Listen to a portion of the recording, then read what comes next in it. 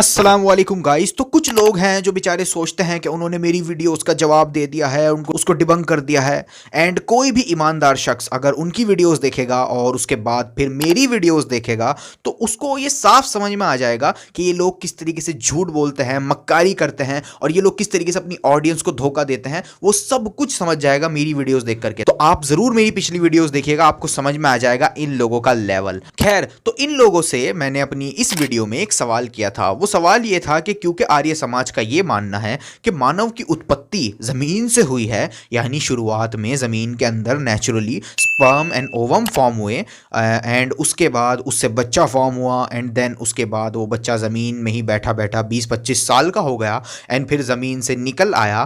तो ये आर्य समाज का बिलीफ था, जिसको गलत साबित करने के लिए मैंने कुछ नहीं किया। मैंने सिर्फ एक सिंपल से सिंपल सेल की कॉम्प्लेक्सिटी दिखाई और मल्टीपल साइंटिस्ट दिखाए और बताया कि ये फेरी टेल्स है, ऐसा होना विदाउट गॉड इम्पॉसिबल है। एक सिंपल से सिंपल सेल भी बहुत कॉम्प्लेक्स होता है, ज़मीन के अंदर naturally sperm and ovum form नहीं हो सकते हैं। तो चलिए देखते हैं कि ये लोग मेरे एक सिंपल से क्वेश्चन से कैसे कांप गए, कोई जवाब नहीं दे पाए और कोई सोर्स अपने सपोर्ट में पेश नहीं कर पाए। क्लिप लिखा, युवावस्था में स्त्री और पुरुषों के जोड़े धरती से बाहर निकले पेड़ पौधों की तरह। आप में से कोई इस पर विश्वास नहीं करेगा, करेंगे? मतलब साइंस कहाँ है? इस नॉनसेंस को मैं क्या नाम दूं? इसके लिए तो मेरे पास वर्ड्स भी कम पड़ रहे हैं। अच्छा, अगर आर्य समाज ये माने कि गॉड ने जमीन में स्पर्म वगैरह पैदा किया था, तब तो कोई दिक्कत नहीं है, क्योंकि गॉड ये काम कर सकता है, गॉड की इंटरवेंशन से ये काम हो सकता है। लेकिन ये लोग तो मानते हैं गॉड प्रकृति के नियमों को चेंज नहीं कर सकता है, ये काम नेचुरली प्रिमिटिव अर्थ में हुआ था। तो मेरे भाई, अगर आर्य समाज कहता है कि सब कुछ धरती से उत्पन्न है, आप पढ़ लीजिए साइंस, सब कुछ धरती से आया है। पहला लाइफ फॉर्म जो है, चाहे प्लांट का ले लिया जाए, चाहे ओशियानिक सिंगल सेलुलर बीइंग का ले लिया जाए, सब धरती से होके ही बाहर आए हैं। I mean, don't embarrass yourself in front of me. इस साइंस को तो भाई आप ही एक्सप्लेन करो। कौन सी साइंस कहती है कि मिट्टी के अंदर sperm and ovum naturally form हो सकते हैं? मेरा चैलेंज है पूरे आर्य समाज को एंड आपके जितने भी इंटेलेक्चुअल्स हैं, जिंदा मुर्दा और जो पैदा हो चुके हैं, उन सबको ले आओ और साबित करके दिखा दो कि मिट्टी के अंदर स्पर्म एंड ओवम नेचुरली पैदा हो सकते हैं बिना किसी के इंटरवेंशन के। चैलेंज है तुम सबको। इसने बस भाव कर दी कि जी सब धरती से आया है। अरे बेवकूफ है हम, दुनिया की कोई साइंस इसको नहीं मानती है, कोई साइंस। और मेरा चैलेंज है एकेडमिकली इस नॉनसेंस को साबित करके दिखाओ। साइंस केमिकल एवोल्यूशन की बात करती है, लेकिन दुनिया की कोई साइंस ये नहीं मानती है कि नेचुरली मिट्टी के अंदर स्पर्म या ओवम या कोई और लाइफ फॉर्म, सिंपल से सिंपल सेल भी पैदा हो सकता है। कोई इसको नहीं मानता सिवाय इन बेवकूफों के। हीटेड डिबेट, एक सिंपल से क्वेश्चन ने तुझको इतना हीट कर दिया। सोच, अगर मैंने वैदिक एजेस जैसे 2 अरब साल पहले इंसान आए, वैदिक चीजों के सीक्वेंसेस पर साइंटिफिक क्वेश्चन करना शुरू कर दिए तो तू तो रोने लग जाएगा। तेरे से तो एक क्वेश्चन डिफेंड नहीं हो रहा। मेरे इस क्वेश्चन का इस जाहिल के पास कोई जवाब नहीं था। मैंने अपनी इस वीडियो में पेपर्स दिखाए, साइंटिस्ट दिखाए और ये भाई साहब मुंह से बकबक कर रहे थे, हाँ हाँ ऐसा ही तो होता है। अरे बेवकूफ, इस तरह जवाब देते हैं? अरे कोई रिसर्च पेपर दिखा जहां लिखा हो कि स्पर्म मिट्टी में पैदा हो सकते हैं या इंसान मिट्टी में बड़ा हो सकता है, तब तो हम माने। लेकिन कुछ नहीं किया, सिर्फ वर्ड सैलेड। भाई साहब के पास और कोई जवाब नहीं था। इन्वायरमेंट कैसा भी हो, मिट्टी के अंदर ये होना इम्पॉसिबल है, इनकंसीवेबल है, अनइमेजिनेबल है। ये हो ही नहीं सकता नेचुरली, क्योंकि सिंपल से सिंपल सेल बहुत कॉम्प्लेक्स होता है और सिंपल सेल बनाने सिंपल सेल बहुत कॉम्प्लेक्स होता है। गधे, जितने भी बैक्टीरियल सेल्स होते हैं जो मिट्टी में रहते हैं, वो मिट्टी के अंदर ही बनते हैं। गधे।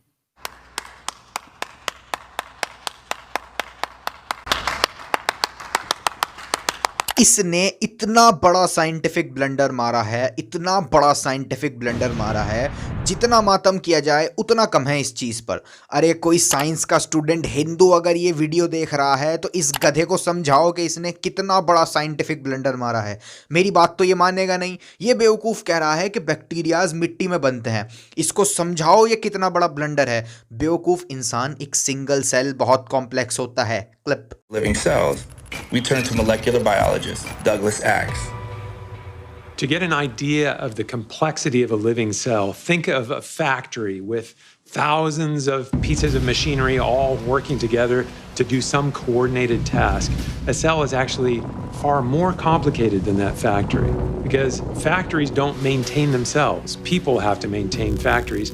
And factories certainly don't make new factories. Whereas with a living cell, all the parts that wear out are automatically remanufactured within the cell. Not only that, the cell is manufacturing a new cell as well. Human-made factories don't even come close.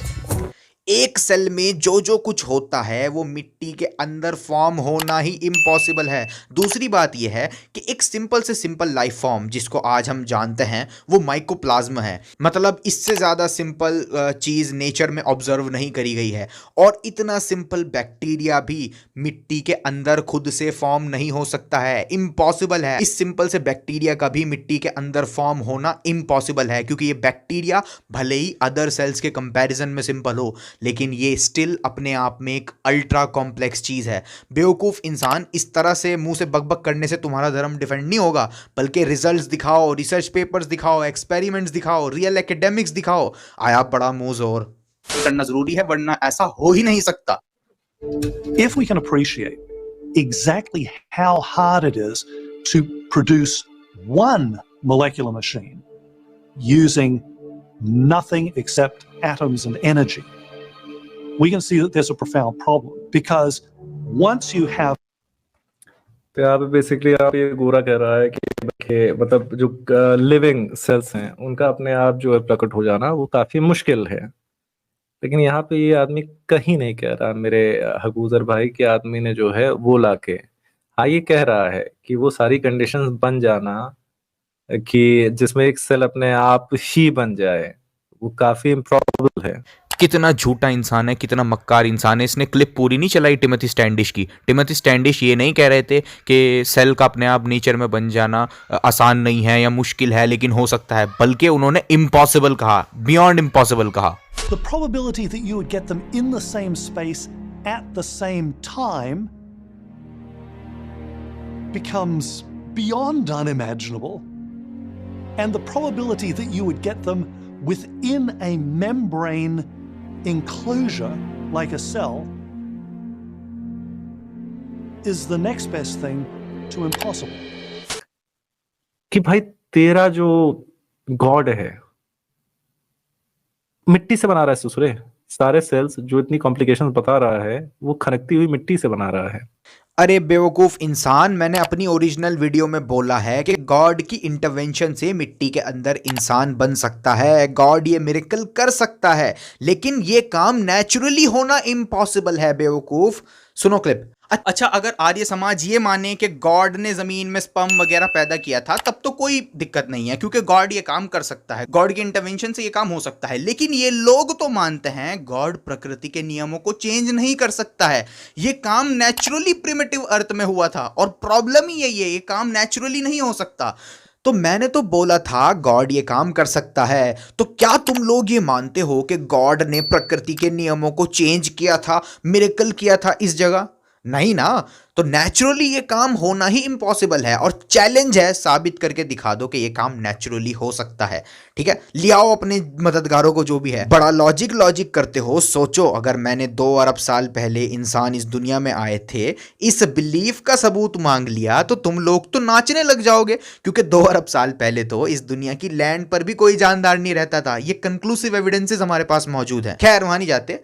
इसकी मिसाल आप ऐसे समझो कि एक car है, एक car एक इंसान तो बना सकता है, लेकिन वही कार एक कचरे के ढेर से अपने आप नहीं बन जाएगी नेचुरली। ठीक उसी तरह गॉड तो मिट्टी से एक इंसान बना सकता है, वो मिरेकल कर सकता है, लेकिन खुद ब खुद मिट्टी के अंदर स्पर्म एंड ओवम फॉर्म नहीं हो सकते हैं। कि भाई तेरा जो गॉड है मिट्टी से बना रहा है ससुरे।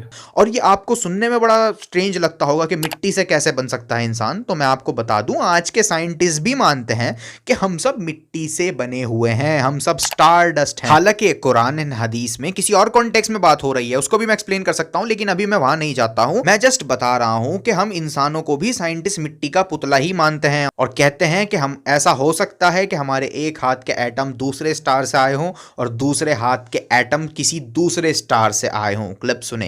But the amazing thing is that every atom in your body came from a star that exploded. And the atoms in your left hand probably came from a different star than your right hand. It really is the most poetic thing I know about physics. You are all stardust. तो फर्क है बेवकूफो, इस्लाम में God मिट्टी से बना रहा है क्योंकि गॉड नेचर के लॉस को चेंज कर सकता है, गॉड मिरेकल्स कर सकता है इस्लाम के अकॉर्डिंग। लेकिन क्या आर्य समाज भी मिरेकल्स में मानता है? लॉजिकल धर्म मिरेकल्स में मानने लगा मेरे एक सवाल करती। तो प्रॉब्लम यही है बेवकूफो, ये काम नेचुरली नहीं हो सकता है, इम्पॉसिबल है, इम्पॉसिबल। और चैलेंज है, साबित करके दिखा दो कि पॉसिबल है। दूसरा, जिन टेलीस्कोप से हमने ये देखा है कि कुछ स्टार्स हमारी अर्थ से भी ज्यादा पुराने हैं, तो बेवकूफों उन्हीं सेम टेलीस्कोप्स ने हमको ये भी तो बताया है कि हमारा यूनिवर्स एक्सपैंड कर रहा है। उन्हीं सेम टेलीस्कोप्स ने बताया है। एंड यूनिवर्स सिर्फ एक्सपैंड नहीं कर रहा है, बल्कि फास्टर देन एक्सपेक्टेड एक्सपैंड कर रहा है। तो जरा इसको भी साइंटिफिकली। अबे तो सुसरे, इससे उसका क्या लेना देना है? Big bang big bang big bang big bang. इन बेवकूफों को यह भी नहीं पता कि इनके लोगों ने दुनिया वालों का दिमाग खराब कर रखा है ये कह कह के कि यूनिवर्स एक्सपैंड नहीं कर रहा है। आपके आचार्य जी, आपके समाज के लोग हर जगह कहते फिर रहे हैं कि यूनिवर्स एक्सपैंड नहीं कर रहा है वेदों के अकॉर्डिंग, जबकि नासा कह रही है कि उम्मीद से ज्यादा तेजी से यूनिवर्स एक्सपैंड कर रहा है। तो बेवकूफों, आप लोगों के बिलीव्स पर अगर मैं वीडियो बनाने पर आ गया तो डिफेंड नहीं कर पाओगे। अच्छा, थोड़ा सा इस गधे पर भी बात कर लेते हैं। ये इन लोगों का चेला है मिर्जा गालिब। इसने आकर एक झूठ बोला और इन बने बनाए गधों को और गधा बनाया। पहले इस गधे का झूठ सुनिए। एक था फेरो के ऊपर, और फिर उसके पहले लाइव में श्री गणेश करने पहुंच गए तीनी भाई, और वो दिन है और आज का दिन है, उसने दोबारा लाइव नहीं की। उसने आई थिंक उस पे हैरिस, सुल्तान, गालिब, कमल और एक आध की फोटो डाल के चैलेंज कर रखा था। मैंने कहा यार कोई चैलेंज कर रहा है और मैं बगल से गुजर रहा हूँ, मैं वहां ना जब हो नहीं सकता, तब से तौबा बिल्कुल कर नहीं हो लिया। सकता। लंबी लंबी फेंक रहा था कि मेरे से बात करने के बाद अबूजर ने लाइव स्ट्रीमिंग बंद कर दी। तो ये बात एकदम झूठ है, बिल्कुल मक्कारी है। ये देखें, ये मेरी लाइव में फर्स्ट बार 26 जून 2021 को आया था, जब मैंने चैलेंज रखा था। तो इस चैलेंज में ये मिर्जा गालिब ज्वाइन हुआ था। एंड इस वीडियो के बाद भी मैंने कई लाइव्स करी थी। ये इस वाली लाइव स्ट्रीम के बाद 3 अगस्त को रखी गई थी। फिर 15 नवंबर को ये वाली लाइव स्ट्रीम रखी थी जो कि 4 घंटे चली थी। फिर उसके बाद 9 मई 2022 को ये 3 घंटे की लाइव रखी थी। तो इस झूठे गालिब के आने के बाद भी मैंने कई लाइव्स अपने चैनल पर करी थी और दूसरों के चैनल्स पर मैं लाइव भी गया हूं। तो झूठे गालिब कब तक इन बने बनाए गधों को और गधा बनाएगा झूठ बोल बोल कर? और दूसरी बात यह है कि क्या गालिब ने मेरे से बात करके मुझे डिस्ट्रॉय कर दिया था जैसे ये लंबी लंबी फेंक रहा है स्ट्रीम में? चलिए मैं दिखाता हूं इसने कितनी बात करी थी मुझसे। क्लिप सुने। मिर्जा गालिब, इनको लेते हैं। हाजिर नहीं आया अभी तक कोई भी। हेलो जी साहब। जी सर, मिर्जा गालिब साहब।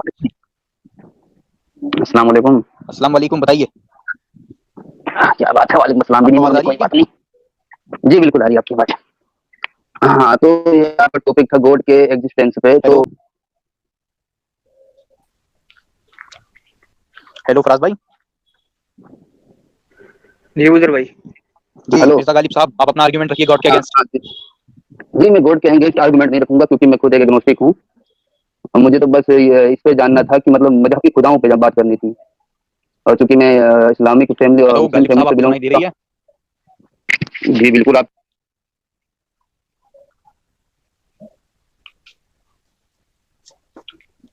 हमने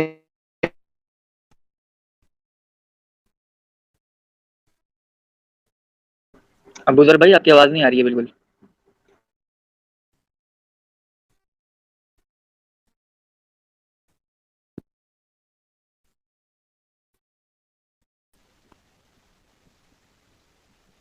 hello hello hello hello hello hello hello Mirza Ghalib भाई, आप सुन पा रहे हैं? जी जी बिल्कुल बिल्कुल।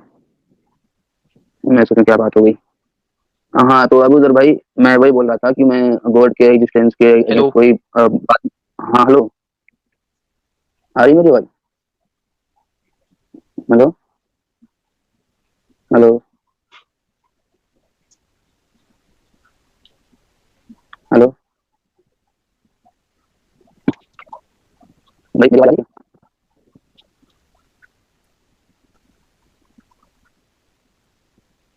सुना, इसने कोई बात नहीं करी मुझसे, मेरा इंटरनेट ही उस टाइम ठीक नहीं चल रहा था, लेकिन बेवकूफ झूठ पे झूठ बोले जा रहा है, इन बने बनाए बेवकूफों का और बेवकूफ बना रहा है। तो फिलहाल इतना ही रखते हैं। यकीन करें मैंने और ज़्यादा स्क्रिप्ट लिखी हुई है, काफ़ी स्क्रिप्ट लिखी हुई है। इन्होंने अपनी इस स्ट्रीम में जो बोंगियाँ मारी हैं, मैंने उनके जवाब की स्क्रिप्ट तैयार कर रखी है। और इस कलौंजी वाली वीडियो पर मेरी इन लोगों ने कुछ जवाब दिए थे, बहुत बोंगे क्वेश्चन, मतलब मुझे शर्म आ रही है उन क्वेश्चन को आंसर करते हुए भी। इतने बोंगे क्वेश्चंस करे हैं, मैंने उसका भी जवाब तैयार कर रखा है। लेकिन यकीन करें मेरी हिम्मत नहीं हो रही इस वीडियो को और कंटिन्यू करने की, क्योंकि मैं इन लोगों पर बहुत वीडियोस बना चुका हूं और कोई ईमानदार शख्स मेरी इन वीडियोस को देखकर ये साफ समझ जाएगा कि ये लोग किस तरह से झूठ बोलते हैं, मक्कारी करते हैं। मैं जिस तरीके से एविडेंस के साथ अपनी बात रखता हूं, ये लोग कुछ नहीं करते, सिर्फ वर्ड सैलेड, मुंह से बक बक करते रहते हैं और कुछ नहीं करते। मेरा बिल्कुल मन नहीं है इस वीडियो को और कंटिन्यू करने का। तो लेट्स सी, अगर कुछ दिनों में मेरा ये आलस खत्म हुआ तो जो बाकी की स्क्रिप्ट रह गई है वो भी मैं पूरा कर दूंगा और इन लोगों की हैसियत मैं इस ग्राउंड में दिखाता रहूंगा। और हाँ बेवकूफ़ों, हरगिज़ इस गलतफहमी में मत रहना कि तुम्हारे पास कोई एक्स्ट्रा ऑर्डिनरी आर्ग्यूमेंट्स हैं।